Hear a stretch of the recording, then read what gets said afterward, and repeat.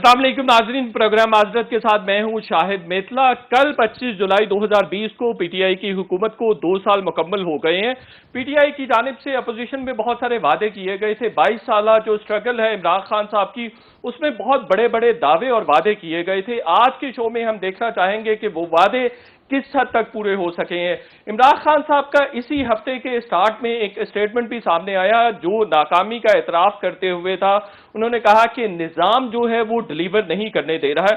बुनियादी तौर पर जो पीटीआई को मैंडेट मिला था वो करप्शन और जो इदारा जाती इस्लाहात थी उसके अगेंस्ट मिला था उनको, कि वो करप्शन खत्म करेंगे, इदारों में इस्लाहात लाएंगे। लेकिन हम देखते हैं ना तो करप्शन खत्म हो सकी है और ना ही इदारों में इस्लाहात आ सकी हैं। अब आप जो बहुत सारे स्कैंडल्स देखते हैं वो करप्शन के, वो बुनियादी तौर पर अगर माफियाज का भी नाम लिया जाए तो वो माफियाज कहा जाता है कि उनकी कैबिनेट में बैठे हुए आटा, चीनी, पेट्रोल, दवाइयों, बीआरटी और कोई भी आप बहरान और स्कैंडल देखेंगे तो आपको उनके कनेक्शन जो हैं वो काबीना में नजर आते हैं। इसके अलावा उनको ये भी मैंडेट मिला था कि वो करबा परवरी को खत्म कर देंगे, किसी किस्म का नेपोटिज्म इदारों में नहीं होगा और किसी भी किस्म का झूठ नहीं बोलेंगे अवाम के साथ। लेकिन हम देखते हैं कि उनके तमाम जो जाती दोस्त हैं जो बैरून मुल्क रहते थे, दोहरी शहरियत के हामिल थे या अदरवाइज यहाँ पर पाकिस्तान में भी बड़े बड़े बिजनेसेस कर रहे थे, बड़े बड़े कार्टल्स रन कर रहे थे, उनको कैबिनेट में इंक्लूड कर दिया गया और उन्होंने अपने मफादात का तहफ़्फ़ुज़ किया। और मफादात का ये टकराव हमने हालिया एक बहुत बड़ा बहरान भी देखा जिसमें हमें देखने में नजर आया। पेट्रोल का बहरान था जिसमें हमने देखा कि मफादात का एक बड़ा टकराव है। जुल्फी बुखारी साहब के बारे में बहुत सारी, मुझे खुद जो बोर्ड ऑफ इन्वेस्टमेंट के साबिक सीईओ थे उन्होंने कहा कि वो पर्सनल अपने ताल्लुकात बनाते हैं क्लाइंट्स के साथ, बड़ी बड़ी कंपनीज के साथ, और वो कहते हैं कि मैं डील करवाता हूं, मैं आपको जो है बेहतर डील लेकर देता हूं। इस तरह के भी इल्जामात लगते गए। इसके अलावा हम बात करें कि ये एक्सपेक्ट किया जा रहा था कि पीटीआई कभी भी अवाम के साथ और इदारों के साथ खिलवाड़ नहीं करेगी, लेकिन हम नैब की भी हालत देखते हैं, उसका भी बुरा हाल है। कहा जा रहा है सियासी इंजीनियरिंग करती नजर आ रही है। इत्तेहादी कह रहे हैं कि नैब जो है वो सियासी इंजीनियरिंग में मुलव्वस है। दूसरी तरफ झूठ के बारे में अगर बात की जाए तो उसको ग्लोरीफाई करना शुरू कर दिया हुआ है पीटीआई ने। इमरान खान साहब खुद कह चुके हैं कि यू टर्न लेना एक बहुत बड़े लीडर की निशानी होती है। तो ऐसी सूरत में आपके पास चारा क्या रह जाता है? अवाम के पास क्या मोरल लेसन या मोरल ग्राउंड्स रह जाती हैं कि वो झूठ ना बोले? आगे बढ़ते हुए हम गवर्नेंस की जब बात करते हैं तो गवर्नेंस का इतना डिके, इतना डिसमे हमने पहले 72 सालों में नहीं देखा।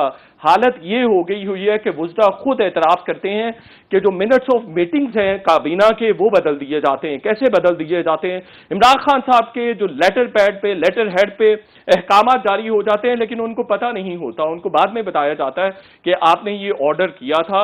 नूरुल हक कादरी साहब एक दफा कह चुके हैं कि मिनट्स ऑफ मीटिंग्स में ये चीज नहीं थी लेकिन वो बाद में बदले, और ये स्टोरीज पिछले महीने आ भी चुकी हैं। शाहिद खान अब्बासी साहब ने भी दावा किया। इसके अलावा नूरुल हक कादरी साहब पहले ही इस सिलसिले में बात कर चुके थे। मेरठ की अगर बात की जाए तो मेरठ आपको उस्मान बुज़दार साहब और महमूद खान के से चलता हुआ आपको उज़्मा कारदाद की रुकनीत खत्म करने पर मुंतज होता नजर आता है कि उस्मान बुज़दार साहब, महमूद खान जैसे जो इंटेलेक्चुअली अगर कॉम्प्रोमाइज नहीं कहेंगे तो कॉम्पिटेंस कॉम्प्रोमाइज लोग हैं हर सूरत, उनको बिठा दिया गया है। तो ये तो पीटीआई के अपने वोटर्स की भी तौहीन है, पीटीआई के मैंडेट की तौहीन नहीं है। इस सवाल का भी जवाब लेंगे। और सबसे बुरी बात जो हमने अभी देखी है, इदारों का ना सिर्फ कोलैप्स देखा है बल्कि ये भी देखा है कि वजीर आजम टॉप जो हेड है कंट्री का, टॉप एग्जीक्यूटिव है, वो किसी बात का नोटिस लेता है तो वो चीज या तो अर्जा हो जाती है, उसकी किल्लत जो है देखने में आती है, वो नायाब हो जाती है, वो मिलती नहीं है।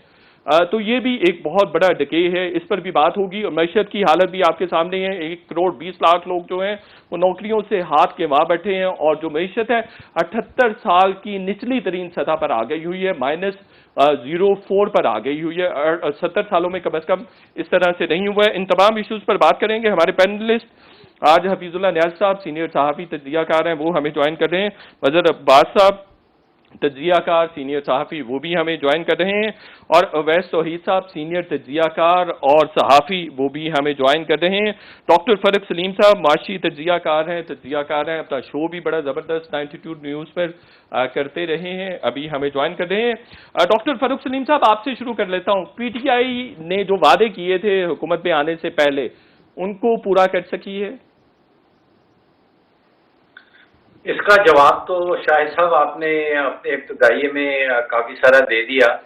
میں کچھ دنوں سے اس تلاش میں تھا کہ جو مثبت اشاریے ہیں، 2 سال پورے ہو رہے ہیں، جیسے آپ نے کہا 25 جولائی 2018 کو الیکشن تھا، 18 اگست 2018 کو کے دن جو عمران خان صاحب نے حلف اٹھایا۔ دیکھیے، ایک اشارہ جو پازیٹیو ہے جس کا ذکر ضرور کرنا چاہیے، وہ کرنٹ اکاؤنٹ ڈیفیسٹ ہے، جو سیریسلی ہمارا آپ سمجھ لیجئے کہ جو بیرونی ٹریڈ ہے، جو بیرونی ہمارا کاروبار ہے امپورٹ اور ایکسپورٹ کے بعد، وہ تقریباً $20 ارب کا خسارہ پی ایم ایل این کی حکومت چھوڑ کے گئی تھی، اور پہلی سال میں وہ 20 ارب سے کہیں 10 ارب پہ آ گیا تھا، اور اب جو لیٹسٹ فگرز آئی ہیں کہ وہ کرنٹ اکاؤنٹ کا خسارہ صرف 3 ارب کا رہ گیا ہے۔ تو یہ کریڈٹ عمران خان صاحب کی حکومت کو، پی ٹی آئی کی حکومت کو ضرور جانتا ہے کہ کرنٹ اکاؤنٹ کا جو خسارہ ہے وہ 20 ارب سے 3 ارب پہ پہنچ گیا ہے۔ اس کے بعد کوئی اور مثبت اشاریہ جو ہے، اکنامک انڈیکیٹر جو ہے، وہ بہت ہی ڈھونڈنے سے بھی نہیں ملتا۔ اب یہ بہت ٹیکنیکل معاملہ ہو جاتا ہے، کرنٹ اکاؤنٹ ڈیفیسٹ کا عام آدمی کے اوپر کیا اثر ہوتا ہے یا نہیں ہوتا۔ عام آدمی جو ہے وہ صرف اور صرف 3 اشاریے دیکھتا ہے، اور وہ اس میں پہلی چیز ہے آٹے کی قیمت، کہ بھائی روٹی کتنے کی مل رہی ہے، دوسری چیز چینی کی قیمت دیکھی جاتی ہے، اور پھر نوکریاں مل رہی ہیں یا ختم ہو رہی ہیں۔ تو آپ نے ابھی خود سے کہہ دیا کہ تقریباً 1 کروڑ سے زائد جو نوکریاں ہیں وہ وینش ہو گئی ہیں، وہ غائب ہو گئی ہیں۔ اس کا کچھ امپیکٹ تو کورونا کا ہو سکتا ہے، لیکن ہماری اکانومی جو ہے وہ آپ کو یاد ہو کہ وہ لیکن 2018-19 کی اسٹیٹ بینک کی رپورٹ موجود ہے کہ ہمارا جو اکنامک ڈکلائن ہے اس کی بنیادی وجہ ڈی ویلویشن ہے، امپورٹ کا سپریشن ہے، اور پلس جو ہے ہم نے ایک دم سے جو انٹرسٹ ریٹ بڑھا دیا، یہ 2018-19 کی رپورٹ ہمیں بتاتی ہے۔ ڈاکٹر فاروق صاحب اور باقی پارٹیسپینٹس پینلسٹ کی اجازت سے ایک شارٹ ہے جو ہم نے تیار کیا ہے، عمران خان صاحب حکومت میں آنے سے پہلے جو دعوے کر رہے تھے انہی پر مبنی ہے، وہ شارٹ دیکھیے، پھر گفتگو کا جو ہے تسلسل جاری رکھیں گے۔ تبدیلی آ نہیں رہی، تبدیلی آ نہیں رہی۔ ساری دنیا میں اس کو کانفلکٹ آف انٹرسٹ کہتے ہیں۔ آپ اقتدار میں آ کے اپنی بزنس نہیں کر سکتے۔ پرائم منسٹر ہاؤس کا میری جو سوچ ہے وہ میں آپ کو بتا دوں کہ ایک اعلیٰ قسم کی یونیورسٹی بنائیں گے جو ریسرچ کرے گی۔ میرا یہ ارادہ ہے کہ اس قوم کو میں نے اپنے پیر پہ کھڑا کرنا ہے۔ ہم نے کبھی یہ کسی کے سامنے ہاتھ نہیں پھیلانے۔ میں نے یہ ریئلائز کیا ہے کہ ہمارا انفارچونیٹلی سسٹم جو ہے، جو سارا جو گورنمنٹ جس کا کام ہونا چاہیے فیسیلیٹیٹ کرنا پرائیویٹ سیکٹر کو، وہ سارا نظام ڈی جنریٹ کر کے خراب ہوتے ہوتے ادھر پہنچ گیا ہے کہ وہ ایک رکاوٹ بن گیا ہے ڈیولپمنٹ کے سامنے۔ ہر قسم کی رکاوٹ وہ یعنی جدھر نہیں بھی ضرورت ہوتی ادھر بھی رکاوٹ ڈال دیتے ہیں۔ مجھے تو ایسے لگتا ہے کہ کئی دفعہ ایک سسٹم ایسا بنا ہوا ہے، وہ اس کے اندر ایک ان بلٹ بن گیا ہے کہ کسی نہ کسی طرح آسانی سے کسی کو کام نہیں کرنے دینا۔ اور مجھے پوری طرح اندازہ کبھی بھی نہیں، جب ہم باہر بیٹھے ہوئے تھے، جب گورنمنٹ سے باہر ہوتے ہیں تو مجھے یہ اندازہ نہیں تھا۔ جب سے ہماری حکومت آئی ہے یہ سارے مل کے پہلے دن سے کہہ رہے ہیں جی حکومت فیل ہو گئی۔ اب سوال یہ ہے کہ ابھی 8 مہینے ہوئے ہیں، کیا ہم نے اتنا بڑا جرم کیا کہ آپ حکومت گرا دیں گے؟ I am glad they say I am prime minister of U turns. Only an idiot doesn't do any U turns. کچھ ظلم ٹی وی پہ دیکھتا ہوں، غصہ چڑھتا ہے تو بشرا بیگم ساتھ ہوتی ہے، میں کہتا ہوں دیکھو یہ کتنا بڑا ظلم ہو رہا ہے، تو وہ کہتی ہیں آپ پرائم منسٹر ہیں۔ اب اتنی دیر 22 سال اپوزیشن میں رہ کے مجھے ابھی تک بتانا پڑتا ہے کہ میں پرائم منسٹر ہوں۔ مظہر عباس صاحب، میں نے یہ جو مجھے ہنسی آ رہی ہے، جو وہ انٹرویو دے رہے ہیں کسی فورن آؤٹ لیٹ کو، اور وہ کہہ رہے ہیں a idiot doesn't take U turn, otherwise سارے لوگ لیتے ہیں، تو آپ نے بھی یو ٹرنز لیے ہیں زندگی میں مظہر صاحب؟ شکریہ شاہد.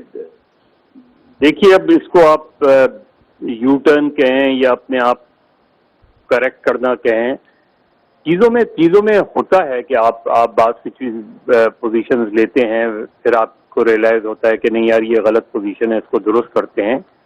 لیکن میں یہ ضرور کہتا ہوں کہ ہاں میں نے یہ غلط پوزیشن لی اور میرا خیال ہے میری پوزیشن درست نہیں تھی. لیکن اگر آپ وہی چیز متواتر کریں تو پھر پرابلم ہے. اگر آپ اپنی ہر چیز پہ یو ٹرن لے لیں تو پھر پرابلم ہے. یعنی اگر اس کا مطلب یہ ہے کہ آپ بہت جلدی کوئی فیصلے کر لیتے ہیں یہ سوچے بغیر کہ یہ پریکٹیکل بھی ہے یا نہیں ہے.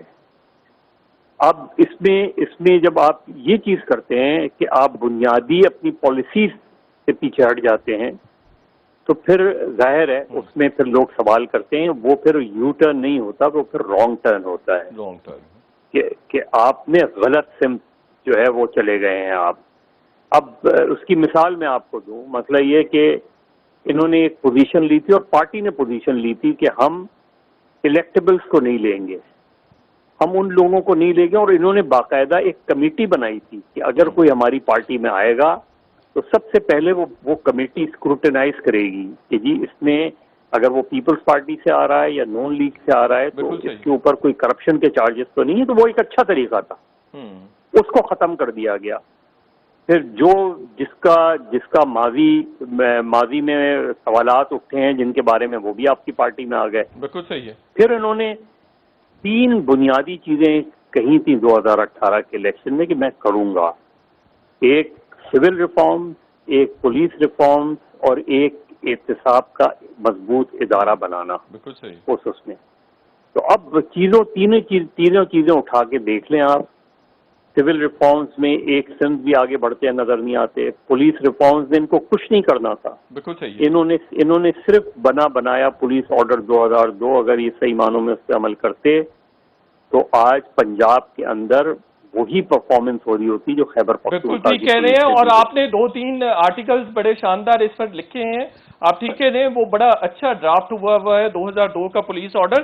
مظہر عباس صاحب مجھے مختصر سا یہ کامنٹ کیجیے کہ یہ جو تبدیلی یا وعدے نہیں پورے ہو سکے اس کی بنیادی وجہ آپسی لڑائیاں ہیں یا انکمپیٹنس ہے؟ دیکھیے پہلی چیز تو یہ کہ ہماری بہت سے اپوزیشن کے لوگ بھی اب جس طرح ہم کہتے ہیں کہ جی 50 لاکھ جو ہے وہ مکانات کا یا 1 کروڑ نوکری کا وعدہ کیا تھا, تو وہ وعدہ 5 سال کا تھا. ہم اس سے 1 سال میں یہ ایکسپیکٹ کرتے ہیں کہ وہ 50 لاکھ نوکریاں دے دیں گے یا 2 سال میں. میں تو 5 سال بعد یہ سوال کرنے کا حق رکھتا ہوں کہ جی آپ نے 50 لاکھ نوکری گھر دینے کا وعدہ کیا تھا, کیا آپ نے دیے؟ اگر آپ نے 25 لاکھ بھی گھر 5 سال میں دیے تو یہ ایک وے فارورڈ مجھے نظر آئے گا. 1 کروڑ نوکری کی آپ نے بات کی, ٹھیک ہے اس وقت کورونا کی صورتحال ہے, اس میں آپ بینیفٹ آف ڈاؤٹ دیں گے گورنمنٹ کو, لیکن 5 سال بعد میں یہ دیکھوں گا کہ انہوں نے کتنی نوکریوں کے ذرائع پیدا کیے. بالکل صحیح. دیکھیے نوکریاں دینا اور نوکریوں کے ذرائع, میں آپ کو اس کی مثال دوں. ذوالفقار علی بھٹو نے روٹی کپڑا مکان کا جب نعرہ لگایا تو آج بہت سے لوگ اس پہ تنقید کرتے ہیں, ہمارے بڑے بڑے دانشور. اس نے کچھ نہیں کیا, اس نے ایک ذریعہ پیدا کیا, اور وہ ذریعہ کیا تھا کہ اس نے پاسپورٹ کی قیمت عادی کی اور اس نے ویزوں اور شناختی کارڈ کا اجرا کیا, جس کے نتیجے میں بڑھی اس کی وجہ سے امپلائمنٹ بڑی. دبئی میں مڈل ایسٹ کے اندر نوکریاں لوگوں کو ملی, آج ان کی فیملیز جو ہے وہ ویل آف ہو گئی. بالکل صحیح ہے.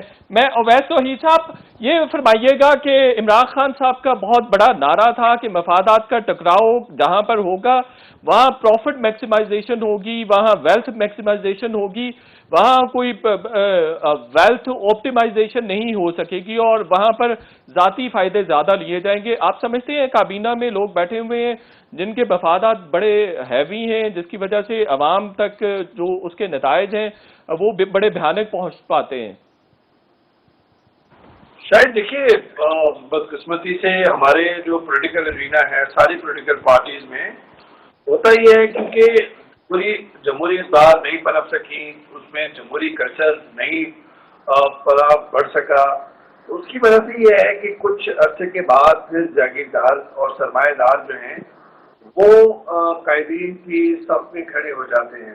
پیپلز پارٹی میں بھی ہم نے دیکھا کہ ایک کنسٹرکشن ٹائکون جو ہے وہ لاہور کے اندر گھر بنا رہے ہیں, زرداری ہاؤس بنا رہے ہیں, اور ان کا ویلنگ ڈیلنگ کے اندر تعلق ہے, اور بہت سارے بڑے نام جو پیپلز پارٹی کے لیے قابل قبول نہیں تھے ماضی کے اندر, سیاسی حریف مانے جاتے تھے, جاگیردار سرمایہ دار ہوتے تھے, حالانکہ بڑا سوشلزم کے قریب مینیفیسٹو رہا ہے بھٹو صاحب کا, اور پھر بعد میں پیپلز پارٹی کا جو بنیادی مینیفیسٹو ہے اس میں بھی دیکھا.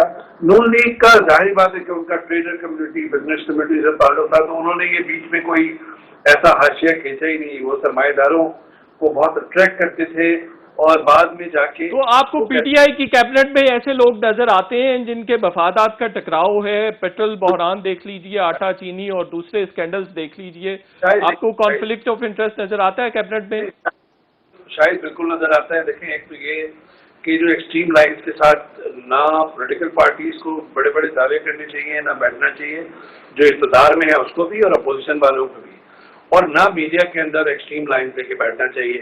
یہ جو ایکسپیکٹیشنز کے ساتھ میڈیا نے ہائپ دیا تھا کہ پی ٹی آئی پوری قسمت بدل دے گی, تو میڈیا والوں کو بھی اپنی سول سرچنگ کرنی چاہیے کہ اتنی ایکسٹریم پوزیشن لے کے کیوں بیٹھے تھے وہ ماضی میں, اور جب دھرنا ہو رہا تھا یا اس کے بعد بھی آپ کو پتہ نہیں ہے اور ہمیں پتہ نہیں ہے کہ تیسری دنیا کے ملک میں فنڈامنٹل ایشوز کیا ہیں, کیا پرابلمز ہیں. بالکل کانفلکٹ آف انٹرسٹ کے لوگ ہیں اس وقت کابینہ کے اندر, اور ماضی میں بھی کانفلکٹ آف لوگ رہے ہیں.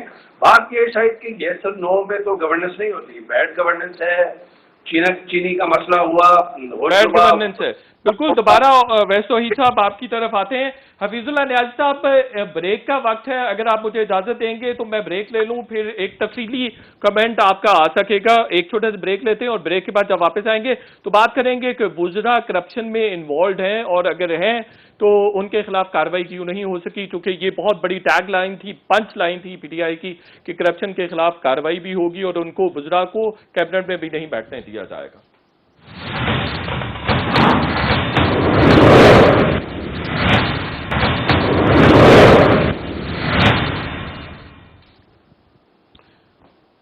ویلکم بیک ناظرین. حفیظ اللہ نیاز صاحب, یہ بتائیے کہ وزراء کرپشن سکینڈلز میں انوالوڈ ہیں, آٹا چینی بحران, دوائیاں, ان میں کون انوالوڈ ہے؟ اگر وزراء انوالوڈ ہیں تو ان کو سزائیں کیوں نہیں مل سکی ہیں؟ دیکھیں جی, میں شاہد صاحب آپ کا جو انٹرو تھا نا, اس کے بعد کوئی کسر نہیں رہتی. آپ نے جو نقشہ بنایا ہے اور جو کارکردگی ہے, جو اس کے اوپر روشنی کی ہے, اس میں کیا ایڈ کرے؟ 5-7 باتیں اور ایڈ کر دوں گا. اصل مسئلہ یہ ہے کہ 2-3 چیزیں ہیں. وہ ایک پنجابی میں کہتے ہیں, پتہ نہیں اس کو اردو میں کس طرح کتنی مستعمل ہے, جو گنجی کیا وہ دھوئے گی کیا, گنجی نہائے گی کیا, نچوڑے گی کیا. ہاں بھائی, دھوئے کہہ دیں, ریسائکل لفظ ہے. اور اس کے بعد دھوئے گی کیا, اور نچوڑی گی کیا, اور سکھائے گی کیا. نہ کچھ کیا ہے, نہ کچھ کیا. کہتے کھادا پیتا کچھ سے گلاس ہوا باران. یہ وہ حکومت ہے جسے کچھ کیا کرایا نہیں. اب میں ڈاکٹر فرق شریف صاحب, جن کو میں بڑی ہائی اسٹیم میں رکھتا ہوں, اور میرا خیال ہے کہ میں ایک عرصے سے ان کا مداح ہوں. ان کے پاس جیسا ہوتا ہے, یہ کبھی فالتو بات نہیں کرتے, بڑی ٹو دا پوائنٹ کرتے ہیں. لیکن ایک چیز ہے جو میں اکانومسٹ نہیں ہوں, میرے میں یہ فیلڈ نہیں ہے.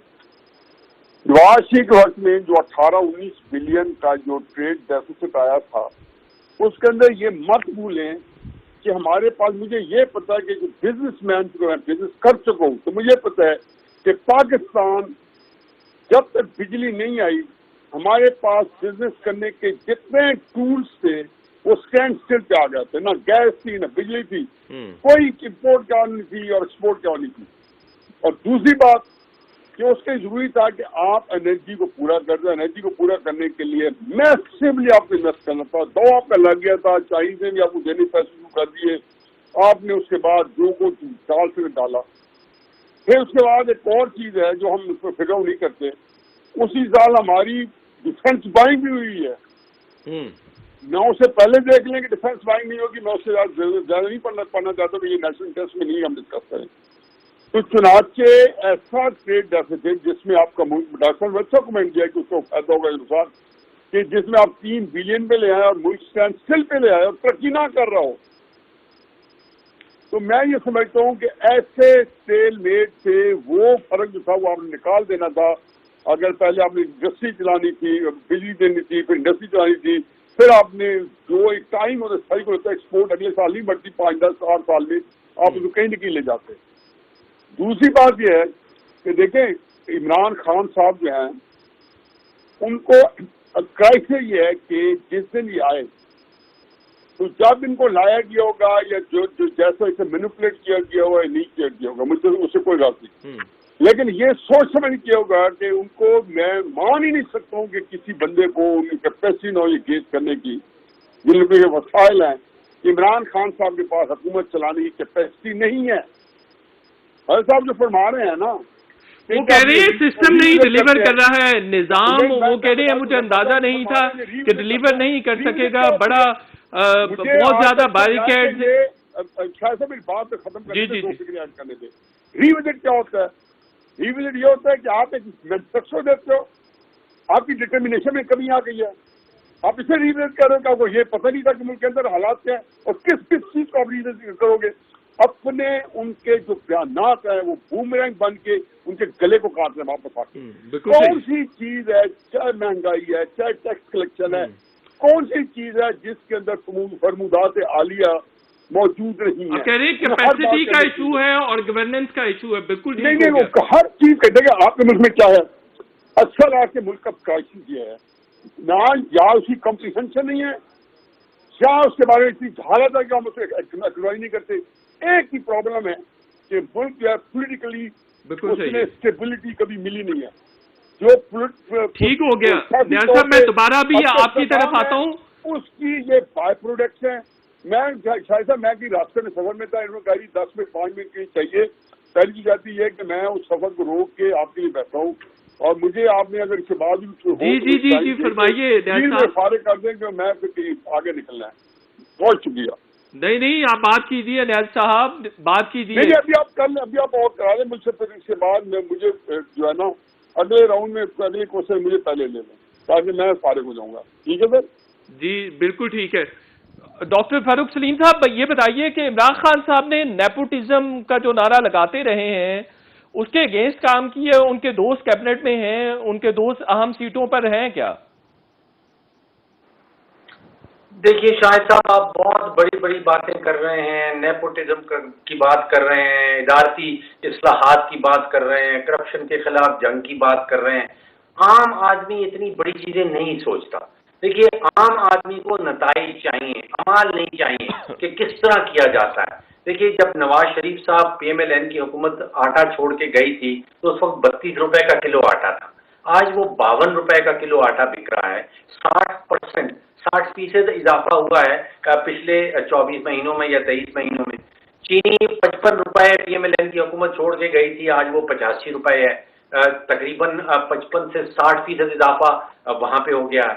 میرا جو بل ہے, میں نے پچھلے 2 سال پہلے کا بل بجلی کا نکال کے دیکھا ہے, 10 روپے اور 50 پیسے فی یونٹ مجھے پڑتا تھا, سب کچھ شامل کر کے ٹیکسز وغیرہ ملا کے. آج وہ تقریباً 15-16 روپے پہ پڑ رہا ہے. 50-60% اس میں اضافہ ہو گیا ہے. آپ عام آدمی کی بات کریں, وہ نہیں مائنڈ کرتا کہ آپ بے شک کر لیں, مفادات کا ٹکراؤ کر لیں, آپ اپنے دوستوں کو کابینہ میں بے شک بھرتی کر لیں. ان کو نتائج چاہیے. آپ نتائج دے کے دکھائیں, آپ آٹے کی قیمت کم کر کے دکھائیں, آپ چینی کی قیمت کم کر کے دکھائیں, آپ نوکریاں اکانومی کے اندر ایکچولی کریٹ کر کے دکھائیں. اب وہ آپ وعدوں کی بات کر رہے تھے, بڑا کلیئر کٹ مینیفیسٹو کے اندر وعدہ کیا گیا تھا کہ گردشی قرضہ ختم کر دیا جائے گا. اب اگست 2018 میں جو گردشی قرضہ تھا وہ 1200 ارب کا تھا, آج وہ 2400 ارب کا ہے, یعنی کہ 2 گنا بڑھ گیا ہے. یہ بہت بڑی بڑی باتیں ہیں, یہ بڑے معیشت دان بیٹھ کے کر سکتے ہیں کہ کرنٹ اکاؤنٹ ڈیفیسٹ کو کیا ہو گیا, بجٹری خسارے کو کیا ہو گیا. عام آدمی کی بات کریں, آٹے کی کیا قیمت ہے, چینی کی کیا قیمت ہے, عام آدمی کا مسئلہ فوڈ ہے یا نہیں مل رہی, جو بنیادی ضروریات ہیں وہ مسئلہ ہے. بالکل ٹھیک ہے. مظہر عباس صاحب, یہ فرمائیے گا کہ وزیر اعظم صاحب ٹیم سلیکٹ کرنے والے ہیں, اگر گورننس اچھی نہیں ہے تو اس کی ذمہ داری کس پر عائد ہوگی, اور یہ کس قسم کی گورننس ہے کہ منٹس آف میٹنگ چینج ہو جاتے ہیں, وزیر اعظم کے لیٹر ہیڈ پر احکامات جاری ہو جاتے ہیں, ان کو پتہ ہی نہیں ہوتا. دیکھیے یہ پرابلم جو ہے یہ زیادہ تر وزرائے اعظم کے ساتھ ہمارے یہاں رہی ہے، اور اس کی بڑی وجہ یہی رہی ہے کہ وہ فائلیں نہیں پڑھتے، اور جو اسی وجہ سے ان کے پرنسپل سیکرٹریز جو ہیں وہ ڈی فیکٹو پرائم منسٹر کا رول پلے کرتے ہیں۔ یہ صرف عمران خان صاحب کے لیے کی پرابلم نہیں رہی ہے، یہ اس سے پہلے نواز شریف صاحب کی بھی پرابلم رہی تھی، اور اس سے پہلے یوسف رضا گیلانی صاحب کی بھی پرابلم رہی تھی۔ میرے خیال میں شاید ایک آدھ ہی وزرائے اعظم گزرے ہوں کہ جو فائلیں پڑھتے تھے۔ ذوالفقار علی بھٹو کے بارے میں یہ کہا جاتا تھا کہ، اور سینئر بیوروکریٹس کہتے تھے کہ وہ نہ صرف فائل پڑھتے تھے بلکہ اس سے نوٹنگ بھی کرتے تھے۔ جی بالکل۔ اور اس کے بعد جو مجھے نہیں نظر آتا، تو جب آپ اس طرح کرتے ہیں تو پھر اس میں ظاہر پرابلمز آتی ہیں۔ اب جنرل مشرف کے بارے میں آپ سوچیں کہ ان کی جو کتاب تھی ان دی لائن آف فائر، اس میں بہت سی ایسی چیزیں چلی گئیں۔ جب ان سے بعد میں پوچھا گیا تو انہوں نے کہا مجھے پتہ نہیں، ان کے دوست ہمایوں گور نے وہ کتاب لکھی تھی، تو انہوں نے کہا مجھے نہیں پتا کہ میں نے تو یہ نہیں کہا تھا لیکن وہ لکھ دیا گیا۔ اس طرح کی بات ٹیم کی ناکامی کی ذمہ داری کس کو لینا پڑے گی؟ 92 کا ورلڈ کپ اگر ہار جاتے تو ذمہ داری کون لیتا؟ جی وہ ٹیم پر ڈیوائیڈ ہو جاتی نہیں، کپتان کی ذمہ داری سلیکٹرز لیتے ہیں اور ٹیم کی ذمہ داری کپتان لیتا ہے۔ بالکل صحیح ہے۔ اور یہ بیسک چیز ہے۔ دیکھیے جو بہت سی باتیں ابھی فاروق سلیم صاحب بھی بات کر رہے تھے مہنگائی کے حوالے سے، ظاہر ہے وہ اکانومی پہ ان کو پورا عبور حاصل ہے۔ بہت اسٹرانگ آرگومنٹ عمران خان صاحب کے حق میں یہ دیا جاتا ہے، اور وہ درست ہے اپنی جگہ کہ جی ان کے پاس تجربہ نہیں تھا، لیکن ایک فیلڈ ایسی ہے جس کا ان سے زیادہ کسی کے پاس تجربہ نہیں تھا، اور وہ کرکٹ ہے۔ اور جو کرکٹ بورڈ کے بارے میں وہ کہا کرتے تھے عمران خان کہ جی میں اس میں پیٹرن ان چیف جو ہے یہ کیوں ہو کہ پریزیڈنٹ پیٹرن ان چیف ہو یا prime minister who pattern in chief, cricket board خود کیوں نہیں اتنا آٹونومس ہو، لیکن وہ آج بھی کرکٹ بورڈ کے پیٹرن ان چیف ہیں۔ بالکل ہے۔ اور وہ ایسے اپنے نیپوٹزم کی بات ہو رہی ہے کہ وہ ایسے لوگوں کو لے کر آ گئے ہیں، اور کرکٹ بھی بدترین تنزلی کا شکار ہے۔ مظہر عباس صاحب ایک چھوٹے سے بریک لینا ہے، اور بریک کے بعد گفتگو کا سلسلہ جاری رکھیں گے۔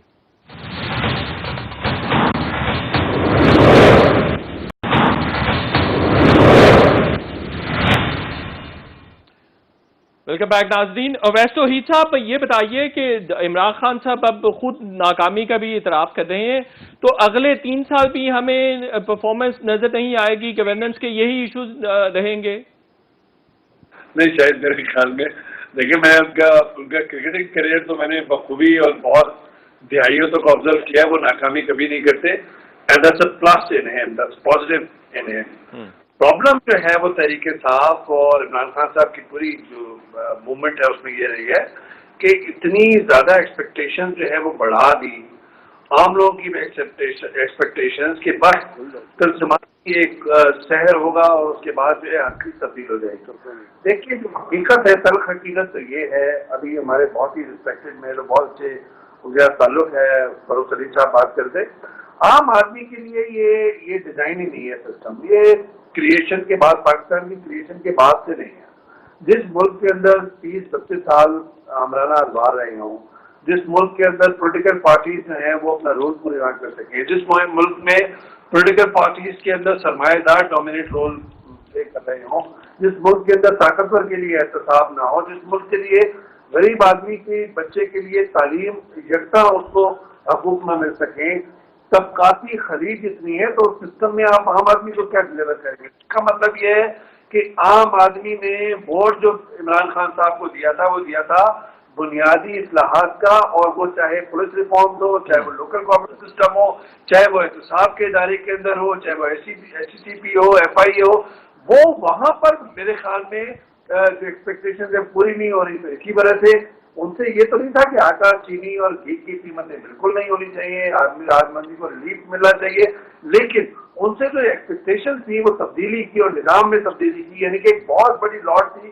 جس نے پہلے پالیٹکس میں حصہ بھی لیا تھا، انہوں نے ووٹ بھی دیا، اور ظاہری بات ہے کہ پہلی دفعہ ووٹ دیا، پالیٹکس میں اپنی پارٹیسپیشن شو کی، ان کی ایکسپیکٹیشن تو دوسری ہے۔ اس کا مطلب یہ ہے کہ عمران خان صاحب کے پاس 3 سال ہیں، ایک حاشیہ لگائیں، جو जो उनके आप समझते हैं इस्लाहात कर पाएंगे अगले 3 साल में? जो देखें, इस्लाहात करना बहुत मुश्किल काम है।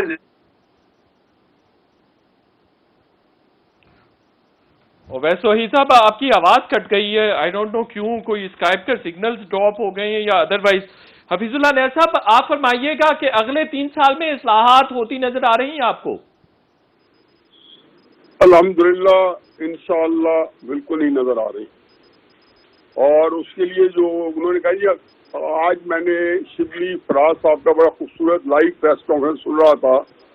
उसने कहा ये तारीख में किसी ने इतना बड़ा मंसूबा लॉन्च नहीं किया है जो हमने किया है, नया पाकिस्तान हाउसिंग स्कीम। तो मैं सोच रहा था कि जब बात यहाँ तक आए कि बड़ा कारनामा आपकी सोच बन जाए कि मैंने ये सोच लिया है ये बड़ा कारनामा करने के लिए, या मैंने इरादा बांध दिया है। वो जो तबलीगी जमात वाले कहते हैं कि चलो आप आते नहीं इरादे बांध लो, तो जो इरादा बांध लिया है तो ये आज पाकिस्तान जो है इरादों पर चलेगा। देखिए मैं दो पहले है, मुझे अल्लाह करे शेर आ जाए, मदर साहब बैठे हैं माशाल्लाह, उनको जो है वो करेक्ट कर देंगे। उन्होंने कही शातिर की सियासत में तू फर्जी मैं प्यादा, तो वो क्या है जी कि शातिर से भी पोशीदा, फर्जी से भी पोशीदा है शातिर का इरादा। और दूसरा ये है कि वो मीर तकनी का बड़ा खूबसूरत है कि नाहक हम मजबूरों पे तोहमत मुख्तारी की, जो चाहे है सो आप करे है हमको अबस बदनाम किया। देखिए ये पाकिस्तान के अंदर क्राइसिस ये है कि हमने 70 साल के अंदर कोई 16 या 15 किस्म के निज़ाम नाफिज किए हैं। तीनों मार्शल आर्ट दूसरे मुख्तलिफ थे।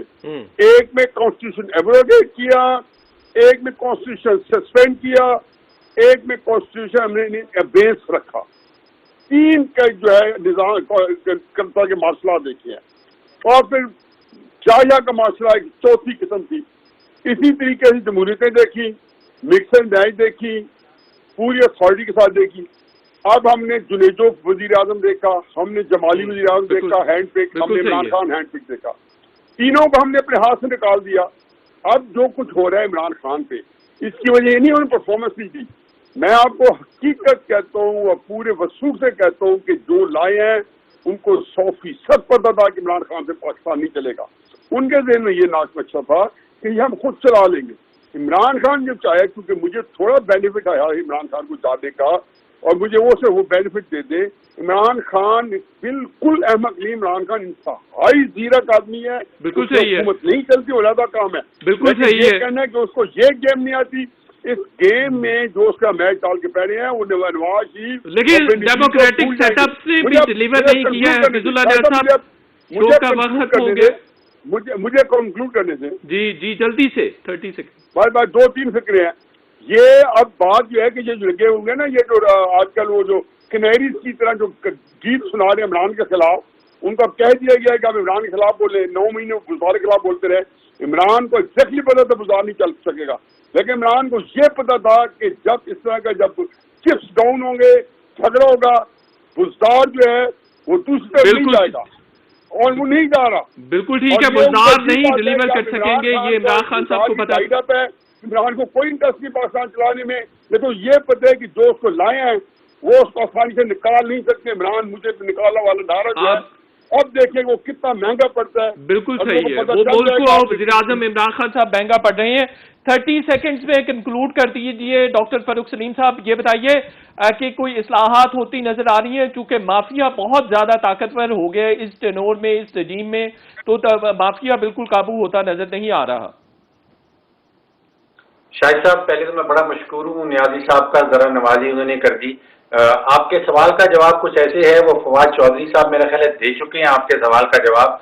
40% वक्त जो है मैंडेटेड वक्त वो गुजर गया है। 2 साल गुजर गए हैं, 3 साल बाकी रह गए हैं, 60% वक्त रह गया है। फवाद चौधरी साहब ने कहा कि ये 40% वक्त जो गुजर गया है, इसके दौरान हम वजीर आजम साहब का जो विजन था उसके ऊपर अमल दरामद नहीं कर सके।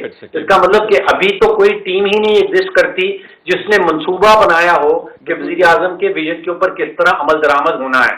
पहले विजन बनेगा, उसके बाद टीमें बनेगी, फिर मनसूबा बंदी होगी, फिर अमल दरामद की टीमें बनेंगी। अभी बुनियादी तो अगर फ्रेमवर्क 40 नहीं कंस्ट्रक्ट किया गया है जिस पे तामीर की जा सकती इस्लाहात की इमारत। बहुत शुक्रिया डॉक्टर फरूक सलीम साहब, आपका, हफीजुल्लाह नियाज साहब, वैस तौहीद साहब, मजहर अब्बास साहब, आप सबका बहुत बहुत शुक्रिया। शो का वक्त खत्म हो गया। इंशाल्लाह नेक्स्ट वीक फिर आपसे मुलाकात होगी, तब तक के लिए इजाजत, अल्लाह हाफिज।